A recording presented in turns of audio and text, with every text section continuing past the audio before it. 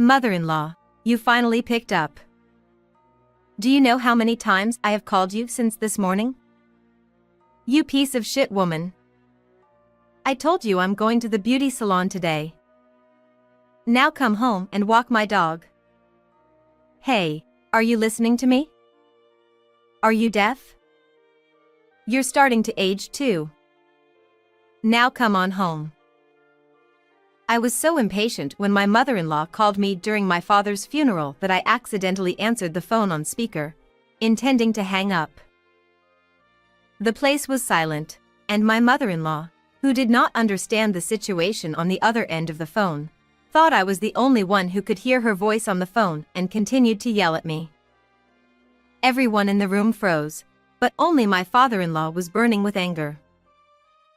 My mother-in-law, I am so sorry for your loss.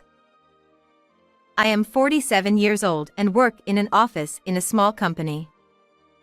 On the other hand, my husband Jimmy is a graduate of a famous university, an engineer in a big company, and an elite who is assigned to lead a big project. Jimmy's family is what is called an elite family. His parents-in-law also graduated from a famous university, and although they are both about 80 years old and already retired, his father-in-law Matt was a corporate executive and worked very hard, and his mother-in-law Annie was a school teacher and continued working as a part-time teacher after turning 60. I am ashamed to admit that while Jimmy's family was an elite family, my family was a humble bakery. It was a reunion that made it possible for me, such an ordinary person, to marry Jimmy, who came from an elite family. Ah, it's been a long time. Haven't we seen each other since we graduated middle school?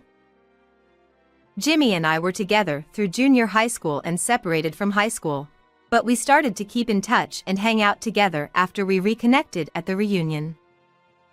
At that time, we didn't have romantic feelings for each other, but after about 3 years, neither of us confessed to the other, and we naturally ended up going out together before we knew it. We must have felt that they were compatible and comfortable with each other. Then, 3 years into our relationship, when we were both 26 years old, we got married when our daughter Alex was born. At the time, Jimmy already had a modest income, so he asked me if I would consider switching to part-time work to help with childcare. It's hard to balance childcare and work, isn't it? Why don't you quit your job? I like my job and my workplace, so I'd like to keep my job if possible. Is that a bad idea? No, you can do whatever you want if you want to. I'll do whatever I can do. But if you find the job too hard, don't push yourself too hard. Jimmy never looks down on me just because he is an elitist. He is always happy to think of me. I was happy with my life with my understanding husband and my lovely daughter. But it wasn't all happiness, and there were a few things that troubled me. We live in our hometown, so our parents' homes are close to each other. Therefore, my father Nate often came to our house to see Alex, leaving the store to my mother Kim. Alex, I'm here to see you.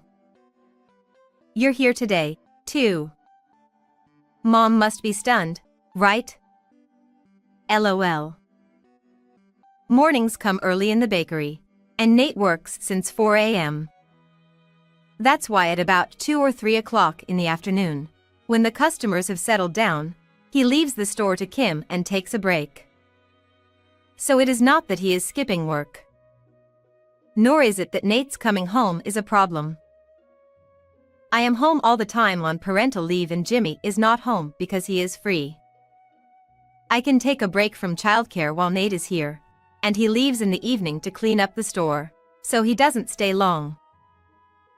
It's someone else who is causing me trouble. I'm sorry to bother you. Oh my.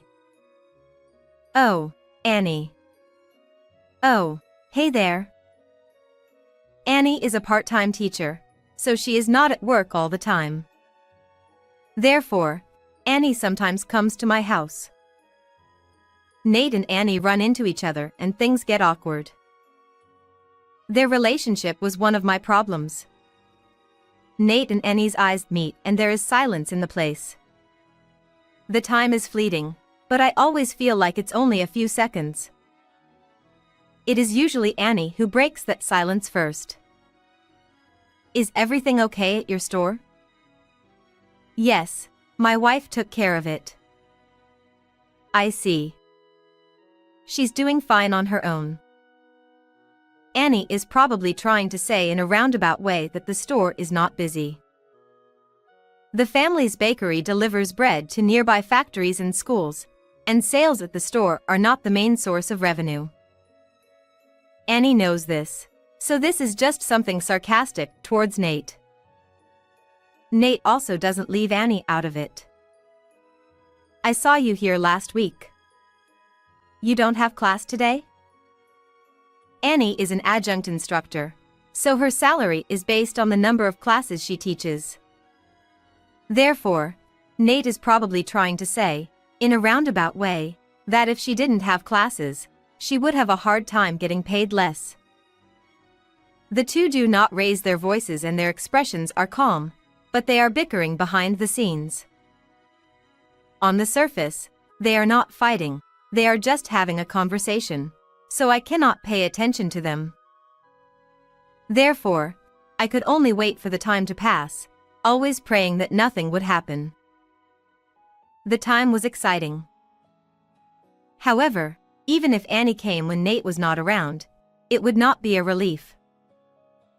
Nate had come to see Alex, but Annie had come to the house for the sole purpose of picking on me. She was not happy that Jimmy, whom she had worked so hard to raise, had been taken away by an ordinary person of no particular merit like me. She also hates my parents as an afterthought, so when Nate and Annie meet, there is a strange atmosphere. Also, Annie's bullying is a bit peculiar. Look, I brought you some flounder. It's natural and fresh, so eat it as sashimi. What? You bought it whole? Yes, you can cut it into 5 pieces, and I'll take 1 piece home for me and my husband to eat. You mean I need to process it now? Yes, I told you I would give you a nice fish, but you don't seem to be happy about it. No, that's not true. What Annie brought me was a nice natural flounder weighing about 1 kilogram. However, it was nearly 50 centimeters in length, so it was quite difficult to process it in the kitchen. Moreover, it is also very difficult to clean a wild flounder. However, I can't complain because we get good fish. I am impressed by the way she does it. Oh, you're crushing the flesh of the flounder. I'm sorry, I rarely handle fish. This was Annie's way. She makes me do difficult things, takes pictures of me laughing at my mistakes, and then goes around the neighborhood telling everyone I'm a useless wife who can't do anything. She's probably going to hide the part about today's flounder being difficult to handle and frame me by exaggerating the fact that I'm not good with fish and can't touch it. But I wish I could argue with Annie while successfully avoiding a head-on collision like Nate does, but I am not that dexterous. Therefore, I kept quiet and did as she told me. Next time, practice so you can handle it nicely, LOL. Yes. She always grinned and seemed satisfied when she saw that I couldn't say anything back to her. However, I have never felt particularly frustrated or sad. She only comes over once in a while, and this level of wife snoring is not a big deal. Therefore, when she looked satisfied, I could just give her the middle finger in my mind and that would make me feel better, so I did not discuss the wife snoring with Jimmy. However, the fact that I did nothing to deal with the wife baiting in this way later resulted in her getting on the wrong side of it. Now, 20 years after our marriage, our parents are about 80 years old. We have to consider moving in together, but both of our parents are apparent to each other, and my parents' house and my in-laws' house are close. If we moved in with one of our parents, the other parent would be dissatisfied. Therefore, we have settled on not living with either of them, but rather having my parents and in-laws feel comfortable relying on us for anything and everything, no matter how trivial it may seem at any given time. I'm sorry. I had to take you shopping on your day off. The supermarket is close, but the home improvement store is far away, so I really had to rely on you. Don't worry about it at all. That's what we agreed to. Besides, Matt had just asked me to get him some light bulbs. My parents and Matt are often reserved in their dependence on me and Jimmy, and they often apologize to me. As for me, since I don't live with either of them, I expect them to rely on me more than they are thick-skinned to do. However, Annie is the only one who goes beyond being too generous and uses me as if I were a handyman available for free. Hello. Can you take Bonnie for a walk? What? Today too? Isn't it your job to take her for a walk? Huh, okay, I'll go now then. What did Annie think? She suddenly started buying a dog at the age of 80. There was no way she could take the dog for a walk every day on her own 2 feet. I would be called every morning and evening to drive 10 minutes to my parents-in-law's house just to take her dog for a walk. Thanks for taking her for a walk, lol. Annie. It's hard indeed to be called out like this every day just to walk the dog. What? What? You want me to take Bonnie for a walk? You young people don't understand how hard it is for an old man to walk. Oh, no. I didn't mean it that way. I'm sorry. If you can't take her for a walk, isn't it strange to buy a dog in the first place? I feel like talking back to her, but when she uses my not living with her, my age, and my body as a shield, I can't say anything. I, like Nate, have the dexterity to say what I want to say immediately and in a roundabout way while avoiding a head-on collision. I wish I had it. When I got home after walking the dog, Jimmy was home from work and Alex was home from college. Did you get called out on dog walking again? Yeah. Mom really gets into trouble. Both Jimmy and Matt know that Annie has become selfish towards me. So they warn me about Annie, but there is no sign of her getting better. On the contrary, she doesn't seem to be aware that she is being selfish. I'm not relying on her because she tells me to feel free to rely on her for everything. That's the one thing she says back to Jimmy and Matt. I certainly want her to feel free to rely on me for anything. But that is for things related to her own life, such as shopping, going out, etc. It seems different to take care of her pet's life as well.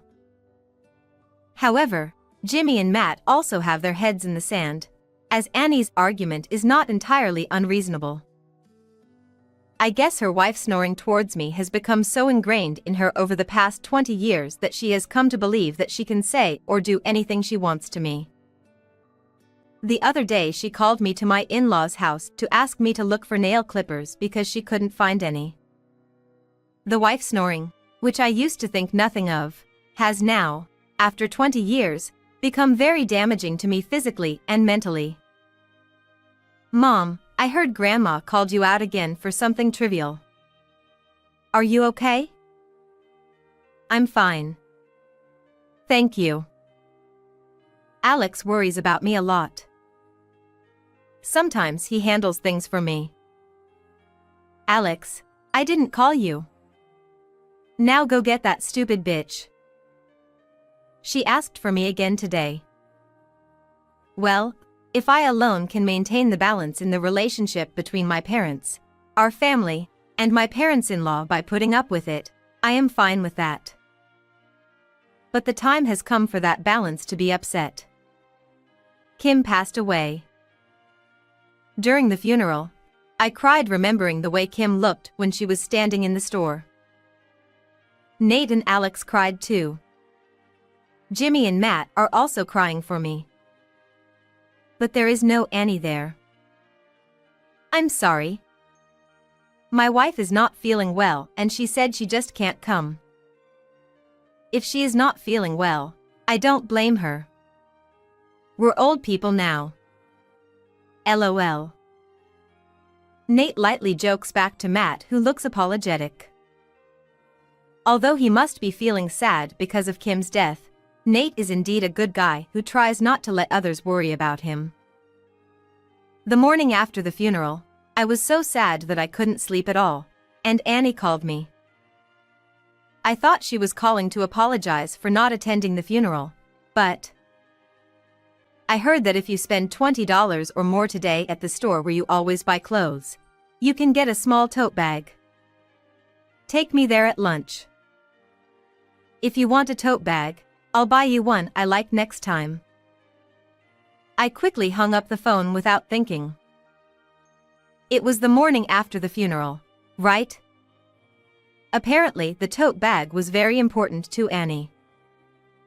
Half an hour after the call, the intercom rang. Since no one would bother to visit at a time like this, I assumed it was a sales call and ignored it. Both Jimmy and Alex seemed to think it was sales and ignored it. However, since they kept hitting the intercom repeatedly, I had no choice but to answer it. You finally picked up. What are you doing? Don't stay and answer it. Get out of there. What? Is this Annie? How dare you hang up on me?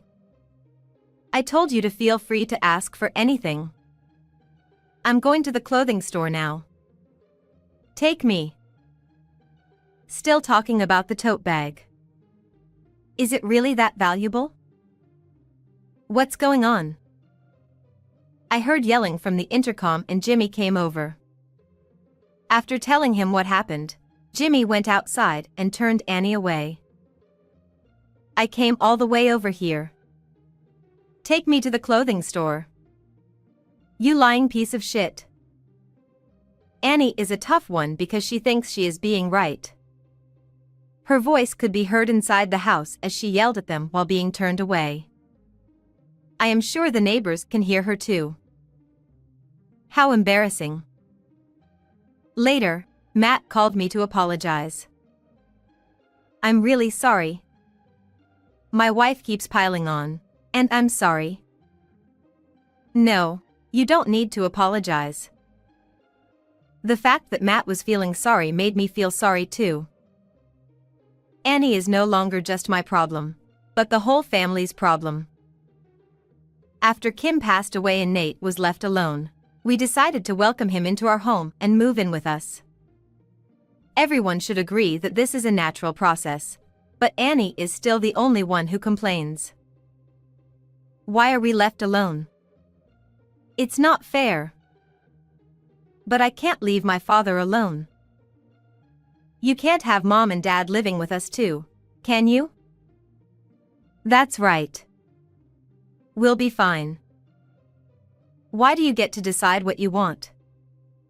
I told you I don't agree with it. You're in trouble. Why are you so self-centered? The fact that very few disagreed meant that Nate and I started living together. Hello. Come over now. Then the wife snoring from Annie escalated again. Living with Nate was something that everyone agreed to except Annie, but for some reason the hate seemed to be single-mindedly focused on me. Does she think I led everyone on? Annie no longer even said what she was calling me for. Yes, okay, I'll be right there. Come quickly. I always respond to the call honestly, as I am too lazy to ask about the nature of the errand, argue with him, etc. It's quicker and easier this way. So a year goes by, and things change again. Next, Nate passed away. Last night he went to bed as usual and never woke up. I don't think he thought he was going to pass away, because he had told me the other day that Alex would be graduating from college soon and getting a job, and he needed to prepare a job gift for her. During the funeral, I burst into tears remembering the way Nate used to bake bread. Alex was crying next to me and Jimmy and Matt were crying for me too. But again, Annie is not there. This time she's not feeling well again, apparently. She probably thinks that she doesn't like my parents anyway, and that it would be too much trouble to attend the funeral. It was lunch at the time of the cremation, but I was not very thirsty for food. Mom.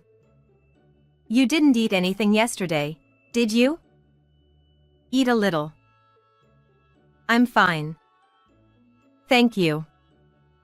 I should get back to the crematorium soon. As I was returning to the crematorium to collect the bones, I casually checked my phone since I hadn't looked at it once since this morning. Oh, there's an incoming call? Huh? What's this? I checked my incoming call log and found that I had 30 incoming calls from Annie per hour. She should have known that today was Nate's funeral. Could it be an emergency? I thought so, but I couldn't bring myself to call back. We arrived at the crematorium, and the cremation furnace is about to be opened. It is not Nate that I am about to meet, but his remains. I am sure I will feel sad again when I see Nate's figure. I prepared myself to face my grief by tightening my expression. At that moment, my phone rang. Oh. I'm sorry. It seems I had accidentally deactivated manner mode when I checked my phone earlier. I hurriedly took out my phone and saw Annie's name on the screen. I hurried to hang up the phone, but in my haste I accidentally answered the phone again, this time on speaker. You finally picked up. Do you know how many times I've called you all morning? Pick up on the first try? You piece of shit.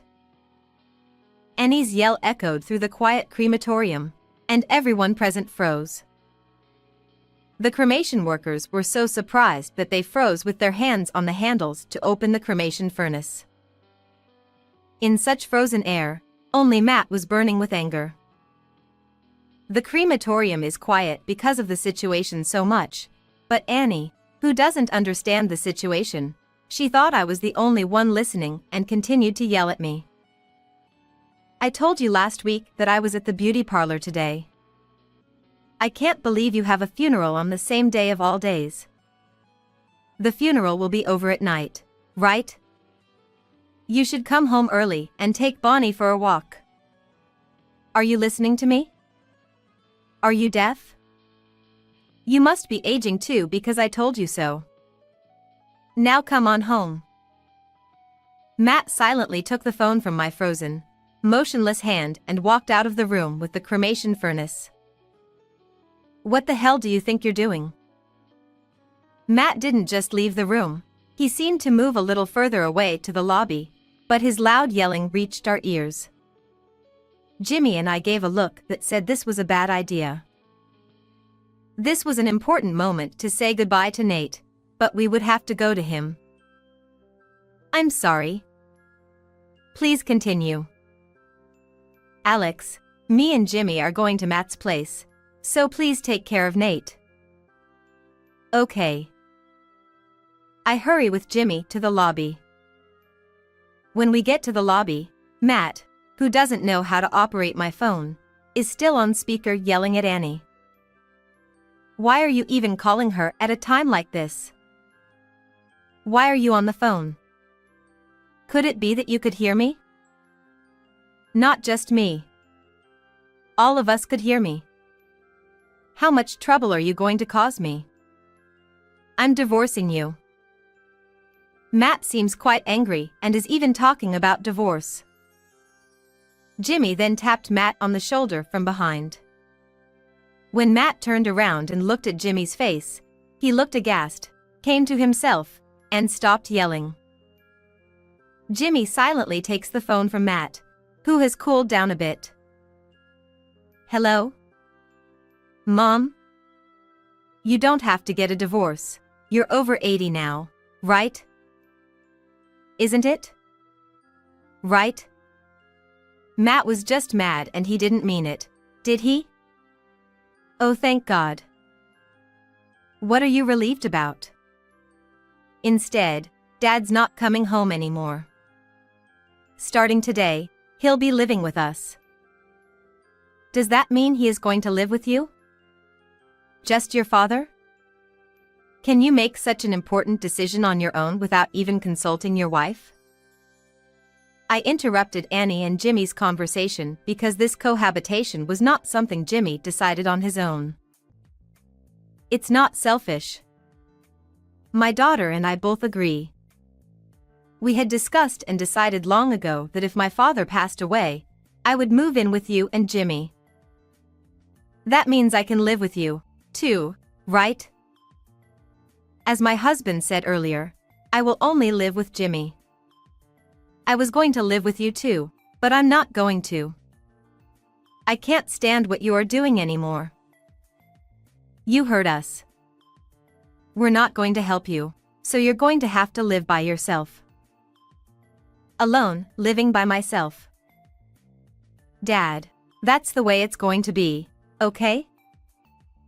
Yeah, I'm good with that. Oh no. Of course you can't. How am I going to get groceries? How am I going to go shopping? How will I walk the dog? If something happens to me, who am I going to call for help? I can hear Annie ranting and raving about something on her phone, but Jimmy ignores her and silently hands me back the phone. I hand the phone back to him. I took the phone and silently hung up. After the funeral, Alex and Matt went home and Jimmy and I went to my in-laws' house to get Matt's stuff. I'm sorry. I overstepped my bounds. I will change my attitude from now on. I apologize, please forgive me. Ask your father to come back. Please don't leave me alone. Annie cried as we packed our bags, but Jimmy and I ignored everything. The only things we came to get were clothes and valuables, so the work was done in 10 minutes. We headed for the front door to leave my in-laws' house. Annie follows behind her, crying. I put on my shoes at the door and looked at her face. She had an expectant look on her face, as if she thought she would hear some words of forgiveness. Well then, take care. Sorry to get your hopes up, but I just wanted to say a final hello. She broke down in tears. She sat down on the spot. Annie is now 80 years old and living on her own. Matt gives her a monthly living allowance so she doesn't have to worry about money. However, it seems that she has a hard time doing anything, and it takes her more than twice as long to go shopping as it would take me to go to the supermarket, which takes me about 20 minutes to walk there.